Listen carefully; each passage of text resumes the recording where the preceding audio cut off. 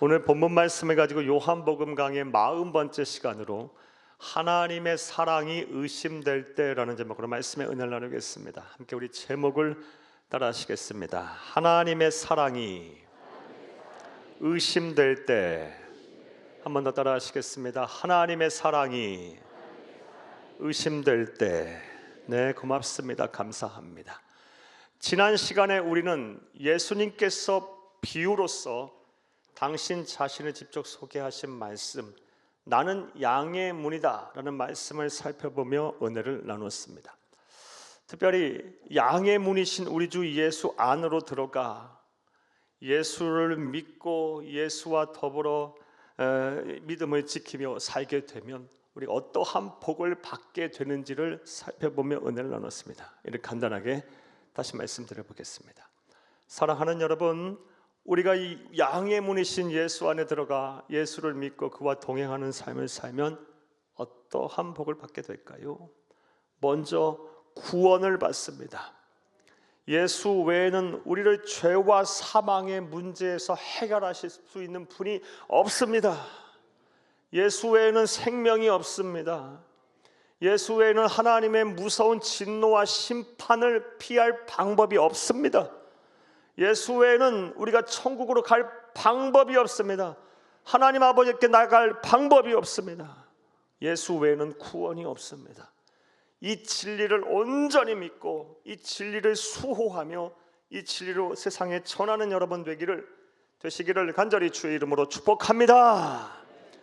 또 우리가 양의 문이신 예수 안으로 들어가 그를 믿고 그와 더불어 동행하며 살게 되면 어떤 복을 받게 될까요? 생명을 얻고 더 풍성한 삶, 풍성이 얻게 됩니다. 생명을 얻고 풍성한 삶을 살게 된다. 그리고 이 생명을 얻고 풍성한 삶을 살게 된다는 것이 무엇을 의미하는지 우리는 지난 시간에 우리보다 앞서 이 은혜를 누렸던, 이 복을 누렸던 구약의 성도인 다윗이 쓴 시편 23편을 통해 우리는 그 답을 찾았었습니다. 이렇게 간단히 또 말씀드려 보겠습니다. 먼저는 부족함 없는 삶을 살게 됩니다. 이것이 바로 예수가 주시는 생명을 얻고 더 풍성한 삶을 살게 되는 것입니다.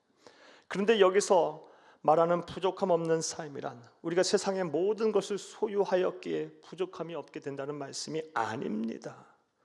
우리가 양의 문이신 우리 주 예수 안에 들어가 그를 믿고 그에게 우리의 인생을 맡기고 살게 되면 우리 주 예수 그리스도께서 우리의 마음과 생각을 지키시면서 우리의 마음을 천국이 되게 하시고 우리에게 자족의 은혜를 주십니다. 삶의 모든 것에 만족하게 하세요. 감사하게 하세요. 감사할 일 없어도 감사하게 하시고 기뻐할 일 없어도 기쁨이 충만하게 하세요. 이 자족의 은혜를 꼭 우리 성도님들이 누리시기를, 부족함 없는 삶을 사시기를, 그래서 모든 염려와 근심에서 벗어나고 모든 탐욕과 모든 집착으로부터 해방되는, 자유할 수 있는 여러분 다 될 수 있기를 간절히 주의 이름으로 축복합니다. 또 생명을 얻고 더 풍성한 삶을 사는 것이란 사랑의 구주, 사랑의 목자이신 우리 주 예수 그리스도의 완벽한 인도하심을 받게 된다는 것을 말합니다. 우리 구주 예수, 우리 목자이신 우리 주 예수님의 인도하심, 어떤 인도하십니까? 어떤 완벽한 인도하심입니까? 사랑하는 여러분, 우리를 푸른 풀과 쉴 만한 물가로 인도하셔서 우리 지치고 피곤한 우리의 영혼을 쉬게 하십니다. 사랑하는 여러분, 우리는 참 우리의 영혼이 피곤해요. 지치고 힘들어요. 우리 주 예수님께 여러분의 마음과 생각을 이렇게 맡겨보세요. 다 이렇게 맡겨보세요. 우리 주 예수님께서 우리 영혼을 쉬게 하실 거예요. 또 우리의 상처 입은 심령도 회복시키실 거예요. 우리의 영혼을 소생시키실 거예요. 나아가 사망의 음침한 골짜기와 같은 인생의 위기 속에서 우리를 지키실 것입니다. 우리를 구원하여 주실 것입니다. 원수 앞에서 우리에게 상을 베풀어 주시고 우리의 머리에 기름을 부으시기에 우리 원수들 앞에서 우리를 부끄럽지 않게 하실 거예요. 우리를 존귀케 하실 것입니다. 사랑의 목자이신 사랑의 구주신 우리 주 예수님의 완벽한 인도하심, 이것이 바로 우리가 생명을 얻고 더 풍성한 삶을 사는 것임을 믿으시기를, 또 이 은혜 누리시기를 간절히 주의 이름으로 축복합니다. 나아가 생명을 얻고 더 풍성한 삶을 사는 것이란 사후 천국에서 우리 주님과 더불어 영생하는 것입니다. 복락을 누리는 것입니다. 이 은혜 또한 여러분 가운데 충만하기를 간절히 주의 이름으로 축복합니다. 천국과 지옥은 만들어낸 이야기가 아닙니다. 죽어봐야 아는 것이 아닙니다. 반드시 있습니다. 천국과 지옥은 반드시 있습니다. 사람들 겁주려고 만들어낸 이야기가 아니에요. 꼭 하나님, 우리 주 예수님 앞에 우리 저와 여러분은 서야 할 날이 옵니다. 그때 양의 문이신 우리 주 예수님과 더불어 예수를 온전히 믿고 그와 더불어 살지 않은 사람들, 끝까지 믿음을 지키지 않은 사람들은 반드시 심판을 받고 영원한 사망 지옥 형벌을 받게 될 거예요. 우리 사랑하는 우리 모든 성도님들 가운데 단 한 분도 그런 분이 없기를 바라요. 아니, 있어서는 안 됩니다. 우리 모두가 다 예수 믿고 천국에서 우리 주님과 더불어 영생 복락 누릴 수 있기를 간절히 주의 이름으로 부탁합니다. 축복합니다. 자, 여기까지 지난 시간의 말씀이었습니다. 오늘 본문에 대한 강의를 하겠습니다.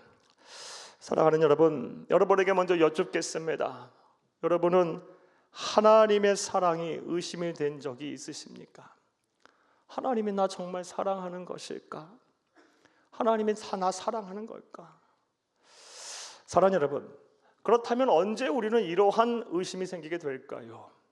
예수를 잘 나름대로 섬겼는데 이해할 수 없는 고난을 당할 때, 그리고 이해할 수 없는 고난 속에서 하나님이요, 하나님은 나를 좀 도와주세요, 내 문제를 해결해 주세요, 나를 좀 구원해 주세요 라고 기도했건만 하나님은 침묵하실 때, 그때 누구나 하나님의 사랑에 의심이 될 것입니다. 어찌 보면 이것은 너무나도 당연한 것입니다.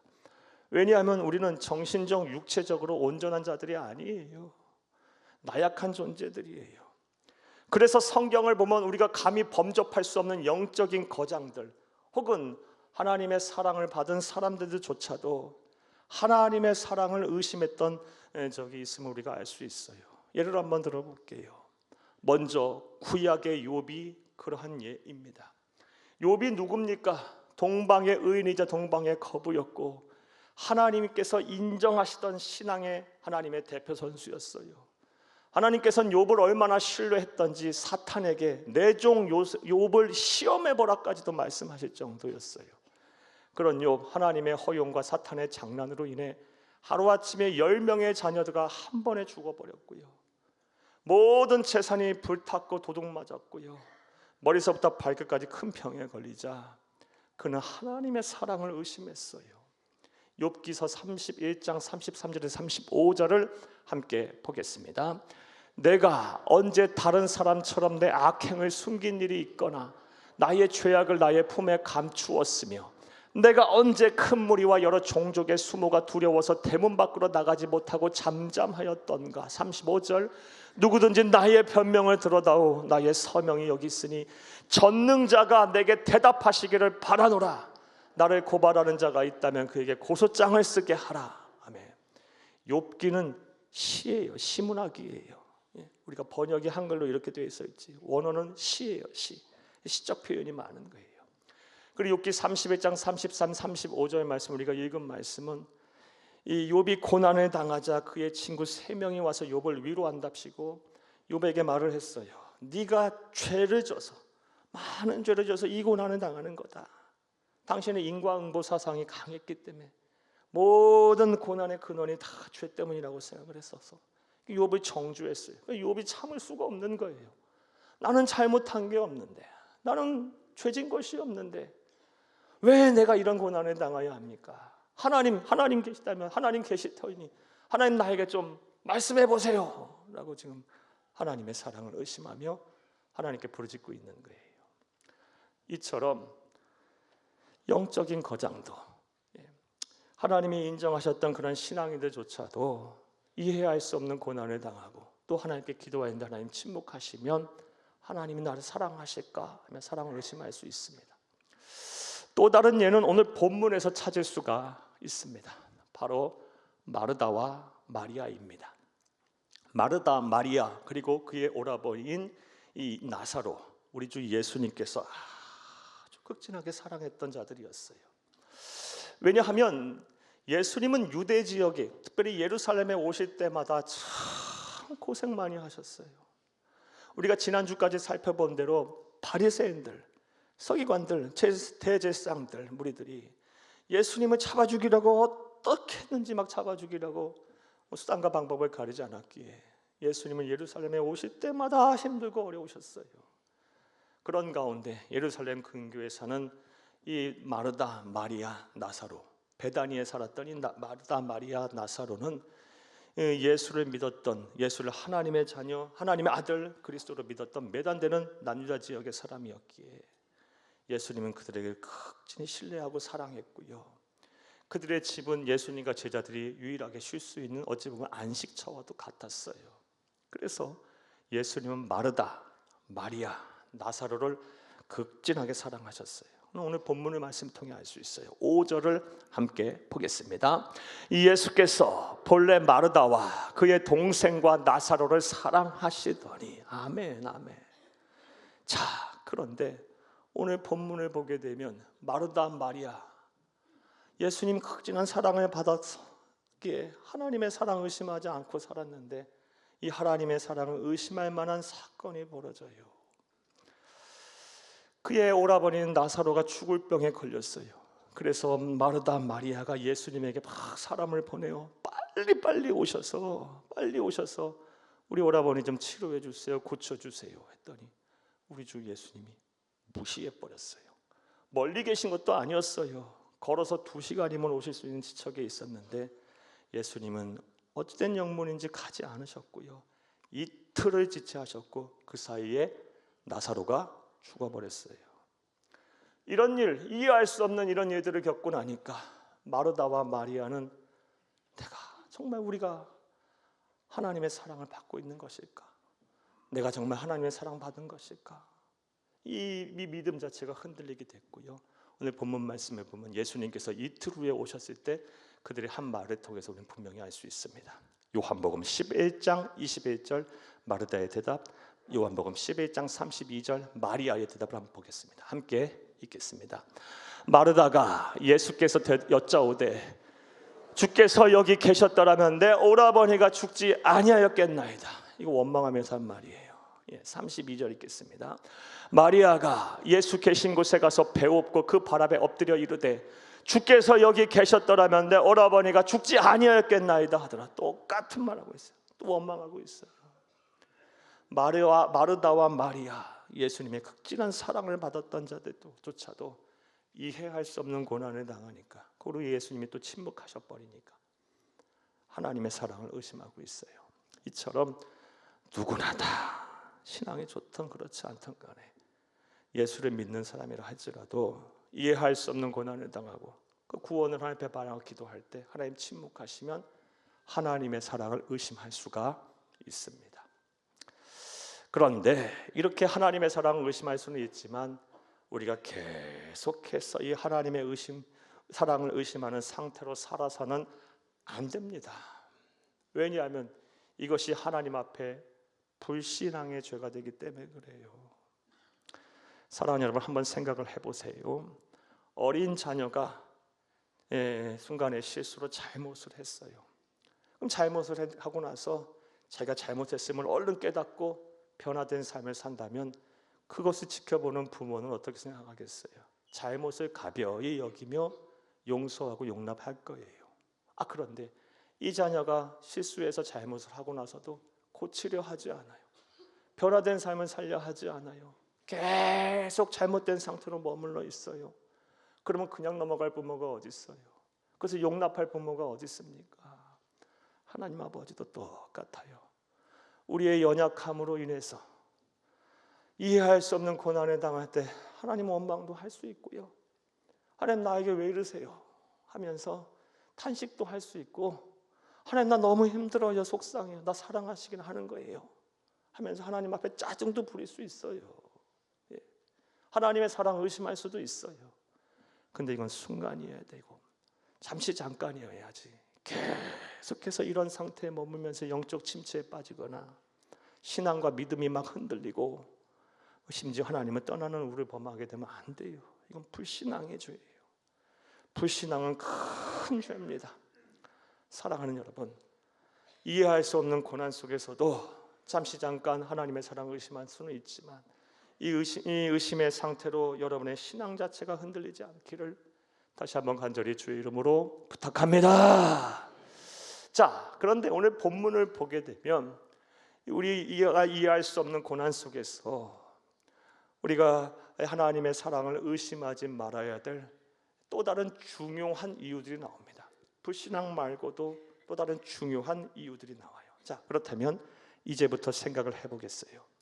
이해할 수 없는 고난을 겪는다고 해서 하나님의 사랑을 의심해서는 안 되는 중요한 이유가 무엇일까요?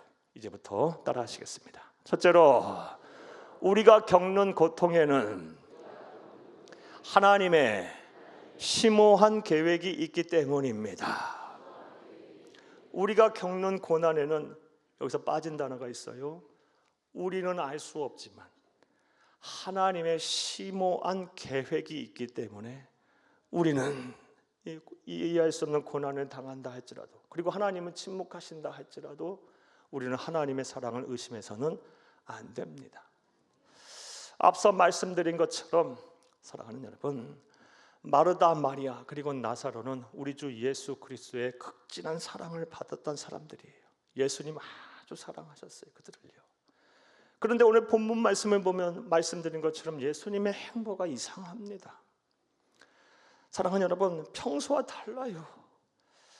그의 사랑하는 친구인 나사로가 죽을 병에 걸려 죽게 생겼다고 마르다 마리아가 막 사람을 보내서 빨리 오시라고 했는데 예수님 어찌된 영벌인지 움직이지 않으셨어요. 2시간 거리면 걸어오시면 아주 가까운 거리예요. 그런데 이틀을 지체하시고 나사로가 죽게 만들으셨어요. 평상시와는 전혀 다른 모습이에요. 우리 주 예수님 평상시 어떻게 행동하셨나요? 그의 사랑하는 자녀들이 고통을 중에 있다면요, 힘든 상황 속에 있다면 만사 제쳐놓고 뛰어와서 문제를 해결하셨던 분이에요. 요한복음 6장 말씀을 통해 잘 알 수 있어요. 요한복음 6장 말씀을 보게 되면 제자들이 갈릴리 호수를 건너다 바다를 건너다 풍랑을 만납니다.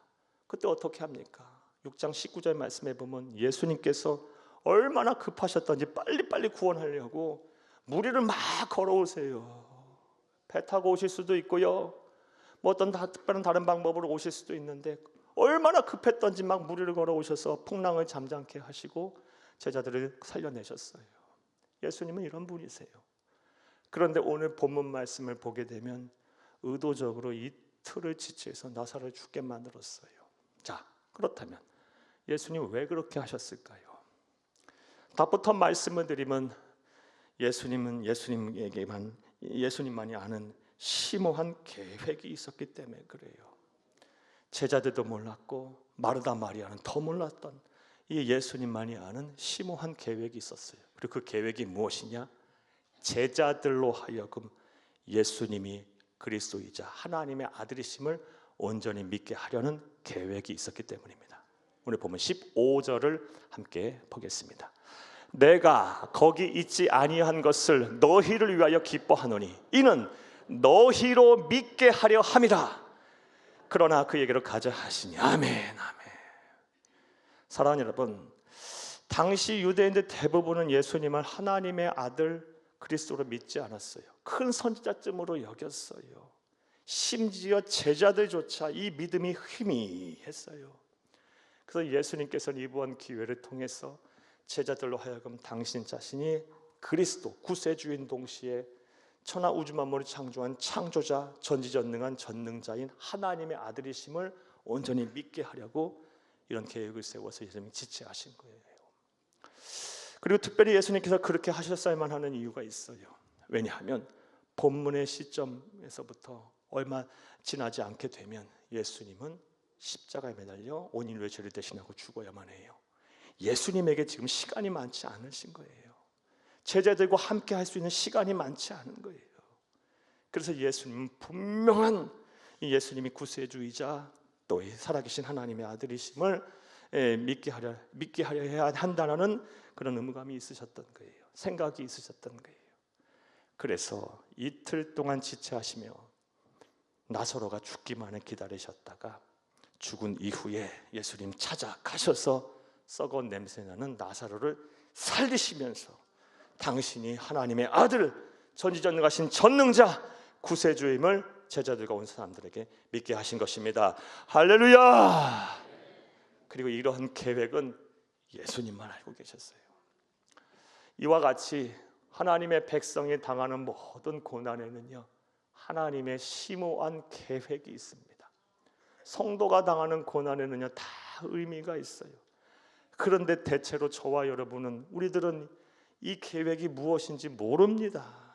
하나님이 아세요. 그러하기에 사랑하는 여러분, 이해할 수 없는 고난을 지금 겪고 있다 할지라도, 그리고 기도에도 하나님 침묵하신다 할지라도, 우리는 절대로 하나님의 사랑을 의심해서는 안 됩니다. 우리의 믿음이 흔들려서는 안 돼요. 오히려 어떻게 해야 합니까? 나는 모르지만 하나님이 나를 향한 심오한 계획을 갖고 계심을 믿고 어떻게 해요? 잘 참고 견뎌야 하는 거예요. 그러면 하나님의 구원의 날이 옵니다. 할렐루야! 그런데 이렇게 말씀을 드리면 불신자 혹은 믿음 없으신 분들은, 목사님 말도 안 되는 논리로 잘 끼워 맞추시고 계시네요 라고 생각하실지도 모르겠어요. 그런데 분명히 말씀드려요. 이것이 성경이 말하는 진리예요. 믿음의 조상 아브라함을 보세요. 아브라함은 수십 년 동안 이해할 수 없는 고난을 당했어요. 그럼에도 불구하고 그가 약속의 말씀, 그 하나님께서 주신 약속의 말씀을 붙잡고 그 약속의 말씀을 성취할 수 있었던 이유가 뭡니까? 이해할 수 없는 이 수십 년간의 고난 속에 하나님의 계획이 있다. 그리고 계획을 믿으면서 참고 견뎠기 때문에 그 약속의 성취를 볼 수 있었던 거예요. 이와 관련한 말씀 보겠어요. 히브리서 6장 13절에서 15절을 함께 보겠습니다. 하나님이 아브라함에게 약속하실 때에 가리켜 맹세할 자가 자기보다 더 큰 이가 없으므로 자기를 가리켜 맹세하여 이르시되 내가 반드시 너에게 복 주고 복 주며 너를 번성하게 하고 번성하게 하리라 하셨다니 그가 이같이 오래 참아 약속을 받았느니라. 아멘. 75세에 이 약속을 받고 25년간을 이해할 수 없는 고난 속에 살았어요. 25년간 이해할 수 없는 고난 속에 살았지만 그는 하나님이 나를 향한 계획이 있으시다, 이 계획을 꼭 믿으며 참았던 거예요. 하나님의 구원의 날, 하나님의 일하심의 때를 기다렸던 거예요. 그리고 하나님의 때가 이르러 오래 참아 약속을 받은 겁니다. 이게 성경이 말하는 진리예요. 자, 이제 권면의 말씀 드릴게요. 누구보다 주의 일에 힘쓰고 애썼는데 병에 걸리셨습니까? 하나님 뜻대로 살려고 몸부림쳤는데 하나님마다 잘 안 되십니까? 가난해지셨습니까? 사건 사고에 휘말리셨습니까? 예수 안 믿는 사람, 기도도 안 하고 신앙생활 안 하는 사람, 잘만 살고 자녀들 앞에 잘만 열리더만 오히려 예수 잘 믿고 뜻대로 살려고 몸부림쳤는데 자녀들의 앞길이 막히고 하느님마다 잘 안 되고 계십니까? 이해할 수 없는 고난 속에 계십니까?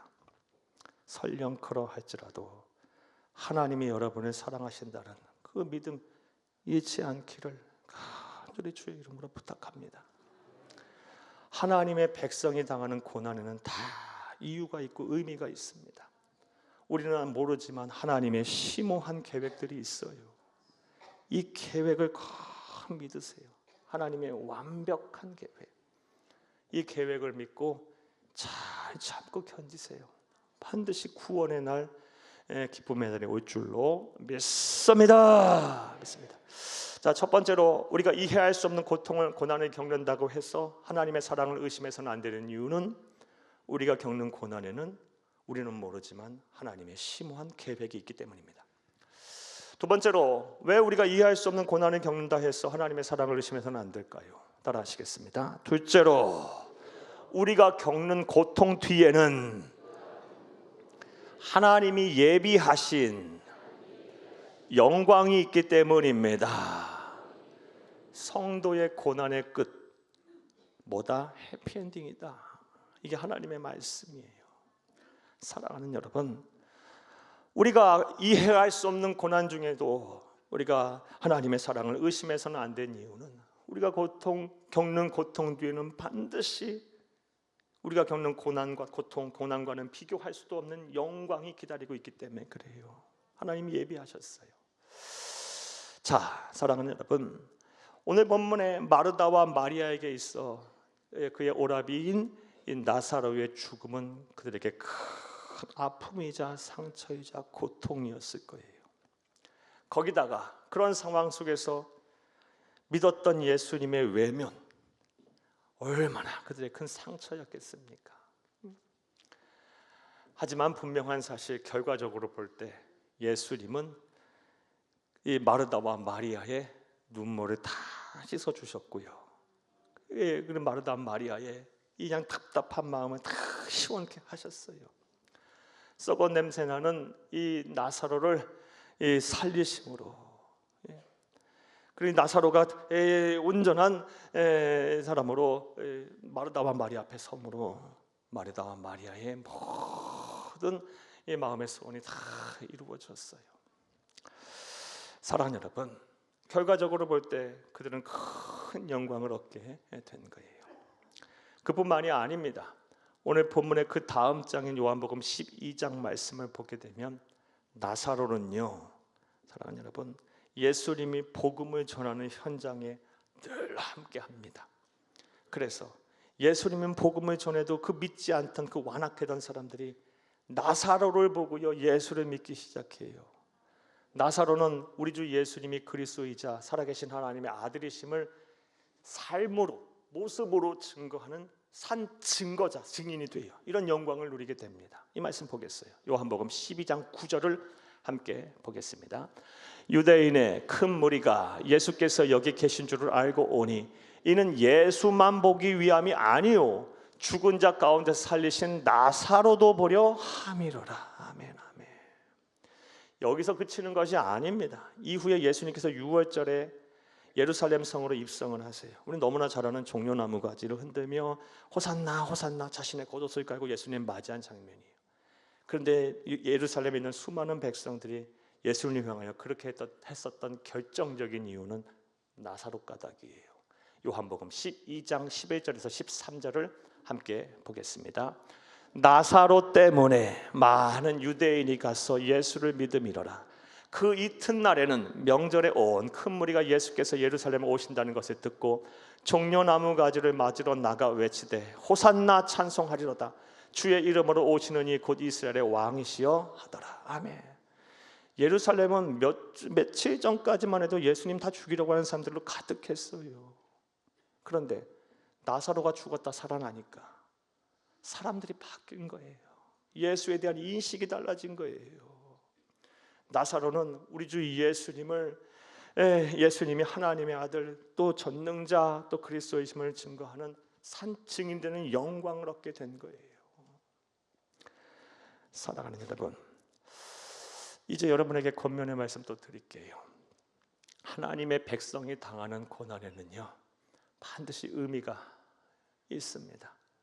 사랑하는 여러분, 그리고 이 고난을 우리 주 예수님과 더불어서 잘 이렇게 참고 견디게 되면 지금 당하는 고난과는 비교할 수도 없는 하나님이 준비하신 영광이 기다리고 있음을 꼭 기억하시기를 간절히 주의 이름으로 부탁합니다.